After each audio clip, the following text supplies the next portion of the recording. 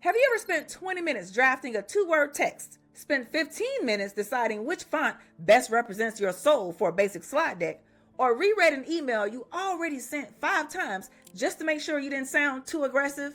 Yeah. If that's you, I need you to hear this. Your brain is trying to download a 4K video on 1990s dial-up internet.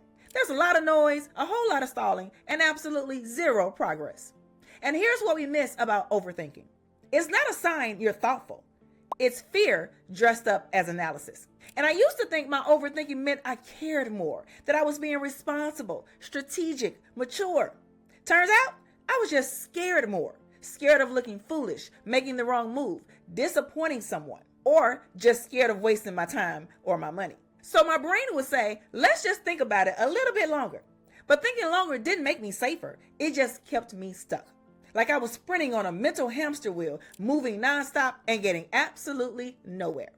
And if I had to guess, I bet you're smart, you're capable, juggling 17,000 things, and you probably overthink because you don't want to get it wrong either, right?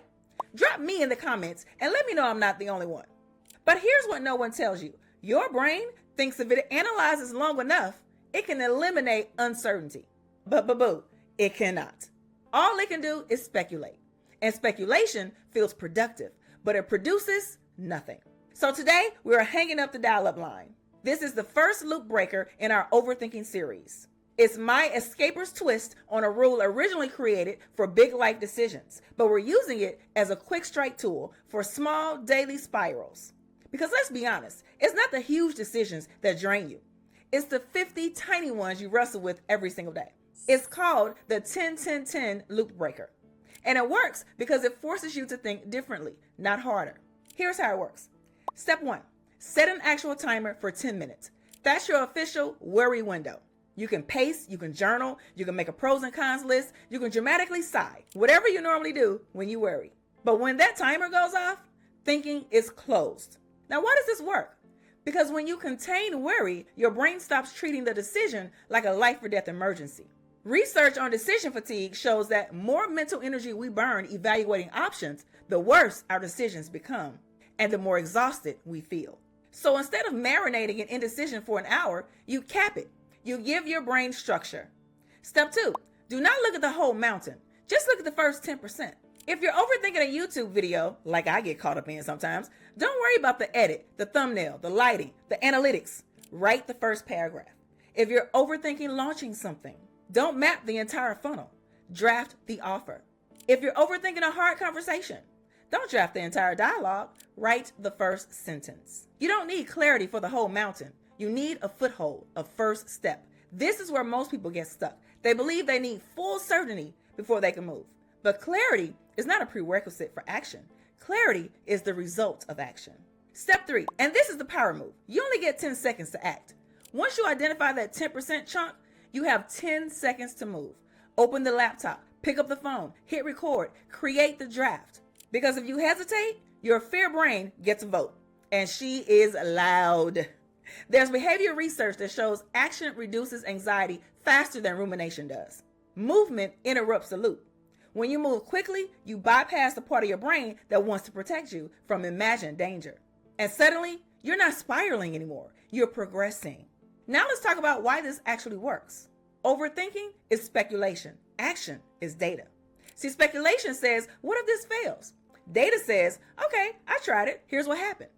Speculation creates drama. Data creates direction. You can't think your way to certainty. You have to do your way there. And this little 10-10-10 breaker forces you to gather the only thing that actually quiets your brain. Evidence. Real feedback, real momentum, real movement. And the goal here is not to make the perfect choice. It's to make a choice.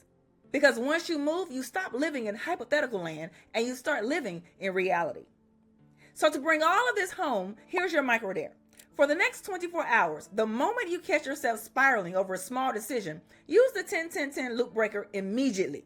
No debating, no tweaking the system, no, but this one is different. Just run the protocol. Because we don't do pressure here, boo. We do experiments. And if you want help turning this into something you can actually practice, not just overthink, see what I did there?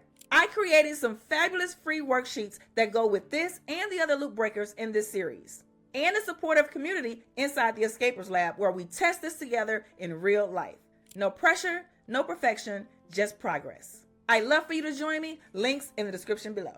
Now, this 10-10-10 loop breaker tool is perfect for small daily spirals. But what about the decisions that feel permanent? The ones that make your stomach drop. The ones where overthinking disguises itself as responsibility. That's where this rule needs its big sister. In the next video, I'm breaking down the clear filter, the system I use when I'm terrified of making the wrong move. Before you go, hit that like button if this gave you even one aha moment. It tells YouTube this conversation matters. And if you're ready to stop overthinking and start moving, go ahead and subscribe so you don't miss the next loop breaker. Now, my fellow escaper, go be your own kind of different and see you in the next one. Toodles!